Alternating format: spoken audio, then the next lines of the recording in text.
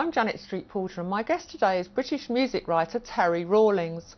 Terry's book, The Death of Christopher Robin, examines the suspicious circumstances in which founder member of the Rolling Stones, Brian Jones, died in 1969. Now, at the time of his death, a verdict was recorded of misadventure because he was found dead in the swimming pool at his house, and by then he'd left the Rolling Stones. What made you think there was another version of the truth? There was always theory. I mean, I love a good old theory and a conspiracy theory.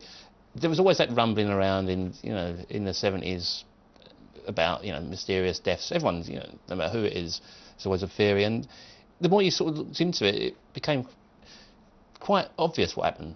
There's no real mystery into it, really. The guy gets sacked on a Thursday night when builders used to get sacked, paid on Thursday nights. His money's stopped. He's owed a lot of money.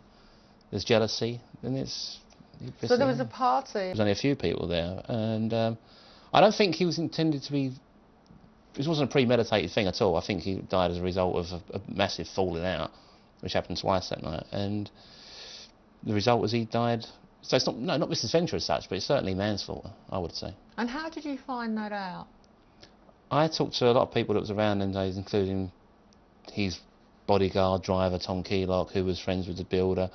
And it was, I was taken into a lot of people's confidences, which I've now betrayed massively, possibly. I don't know. So the guy that was Brian Jones's driver and bodyguard was the one that told you what really happened. And how did he find out? Well, Tom says he was told years later, which is on like a deathbed confession, which I've never ever believed, because I think it was very conveniently tied up in that way. My theory is that he'd known all along. So the man who actually killed Brian Jones, according to your book, is dead now, so he can't be charged anyway. But it's only my theory of it. I mean, it's backed up now with. Thankfully, we've had the police reports been released now. That was all done in them days, because it's been so long, and they was going to get scrapped, these reports. And yeah, the back of your book contains all this official evidence, and it does make it look as if there was more to the death than. Well, they wanted to charge him with murder. The police on the scene wanted to charge him with murder. So what does that tell you?